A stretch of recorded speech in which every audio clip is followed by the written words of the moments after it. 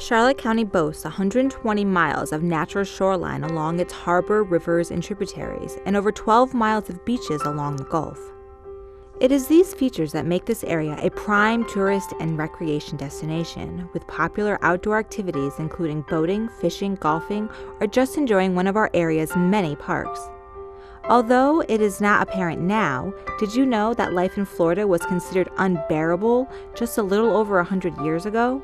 The main culprit, the mosquito. Throughout Florida's history, the threat of mosquito-borne diseases was a huge deterrent to the state's development, and it was once considered uninhabitable by U.S. Congressman John Randolph, who described Florida as a land of swamps, of quagmires, of frogs and alligators and mosquitoes. In 1845, after many battles with malaria and other mosquito-borne illnesses, Florida had finally made it to state status. In the late 1800s, yellow fever epidemic continued to rage throughout the state. It wasn't until World War I that the first organized effort was made to control mosquitoes using a drainage and larviciding program, followed by drainage programs in the 30s and 40s, resulting in 1,500 miles of ditches and canals dug throughout the state. Charlotte County was officially established in 1921, but really began to take shape in the 50s with the introduction of air conditioning and, of course, mosquito control.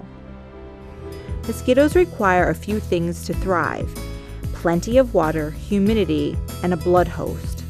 Florida is a prime habitat.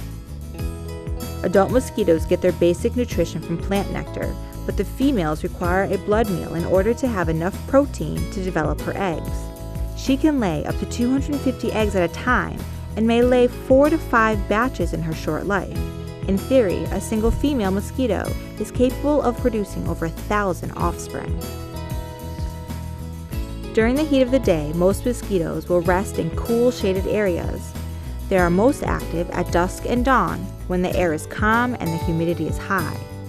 Water is integral to the mosquito's life cycle, which begins as an egg, one of hundreds laid at a time, either directly onto the surface of the water or along the edges of a container, or in soil where they can lie dormant for over a year until flooded.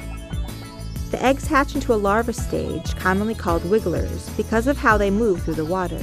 The larva feeds on microscopic plant and animal matter suspended in the water. After about 4 to 21 days, the larva transforms into the pupa stage. Pupa are known as tumblers because they tumble through the water when disturbed. They do not eat at this stage and usually remain pupa for just 2 to 8 days. They emerge from the water's surface as new adults, and after approximately 30 minutes fly off, find a mate, and feed. Some mosquitoes never stray too far from where they're born, but others, such as the salt marsh mosquito, have been known to fly up to 30 miles a day.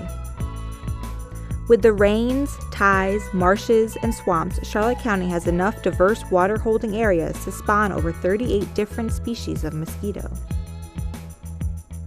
Mosquito control takes advantage of the mosquito's life cycle to help control these biting pests.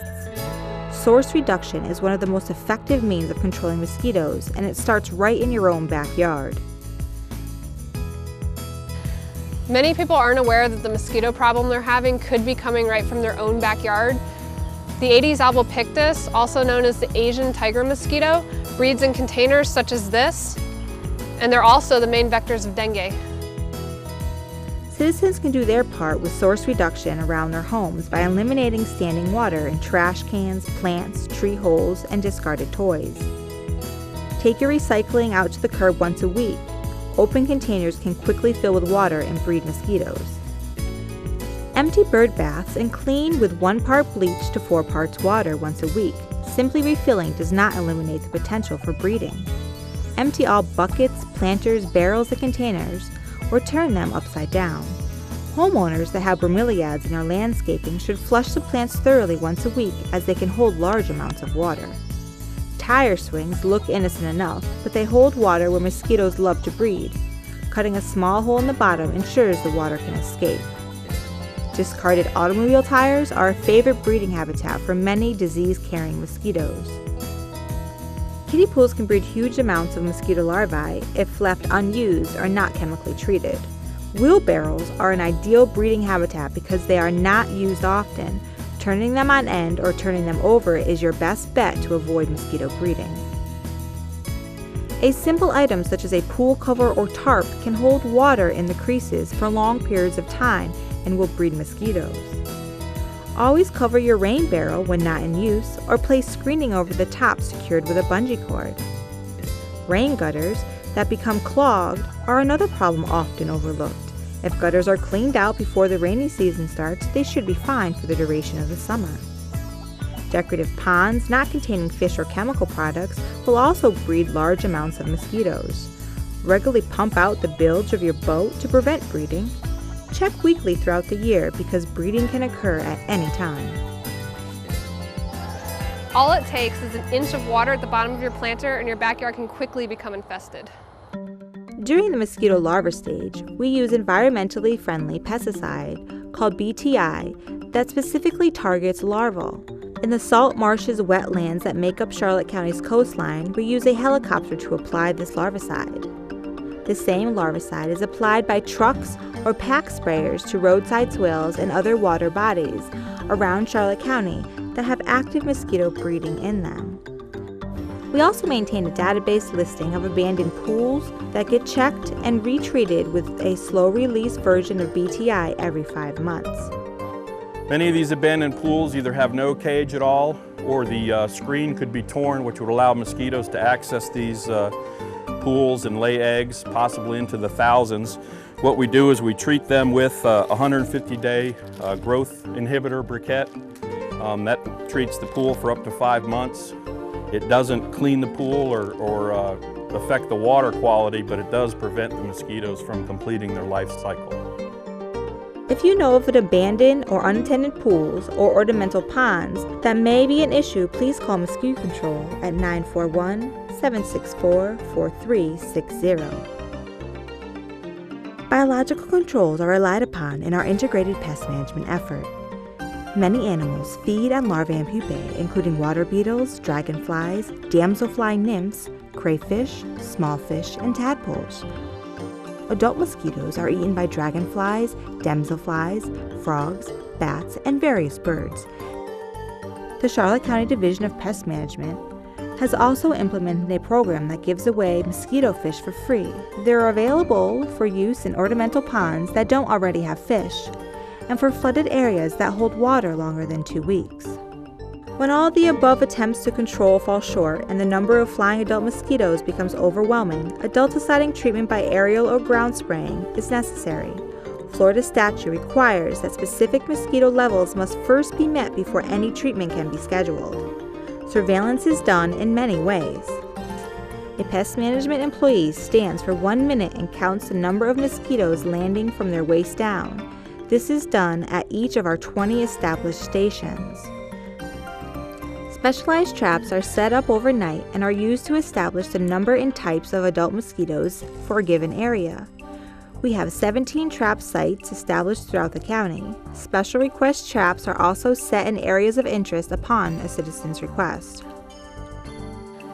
After the traps are out all night, we then bring them back here to the lab where we count and identify all of the mosquitoes. This population information is necessary to determine where and when any treatments may be necessary. We receive many calls from our citizens during mosquito season. This helps us determine hot spots of mosquito activity around the county. Every call gets logged into our database, and we generate work requests based on these calls. Because of this, we can perform more extensive surveillance where needed. Based upon these 3 criteria, the need for adulticiding is determined. We do this in 2 ways: aerial spraying with our helicopter and fogging from specially equipped pickup trucks. There are also some areas around the county where we cannot access with our trucks. Here, we must use all-terrain vehicles equipped with rear-mounted spraying equipment.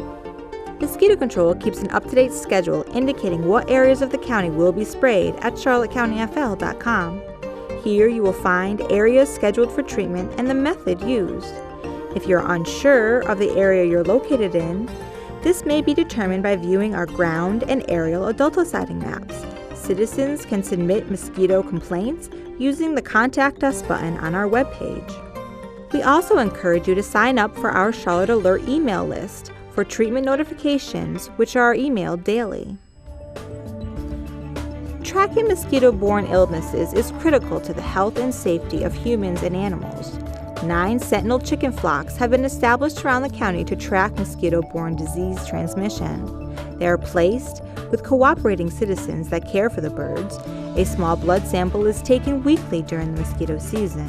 The sample is then sent to the Department of Health's Tampa lab, where it is tested for West Nile virus, St. Louis encephalitis, and Eastern equine encephalitis. We test the chickens for diseases such as Eastern equine encephalitis and West Nile virus. These diseases aren't only important for the human health aspect, they're also important to our pets and livestock as well. Horses can be affected by Eastern equine encephalitis and West Nile virus. There are vaccines available from your veterinarian for Eastern equine encephalitis in horses. Birds can also be affected by West Nile virus, but there are no vaccines available for humans. Remember, there are important steps you can take to reduce your chances of being bit. We call this the 5 Ds of mosquito bite prevention. Drain. Empty containers holding stagnant water in which mosquitoes breed. Dawn and dusk. Avoid being outdoors when mosquitoes are most active. Dress. Cover your skin with protective clothing. DEET. Protect your bare skin with mosquito repellent. It's definitely a team effort when it comes to reducing mosquitoes, and life in Florida has certainly become more bearable because of this effort. For more information about mosquito control, call 941-764-4360 or visit us online at charlottecountyfl.com.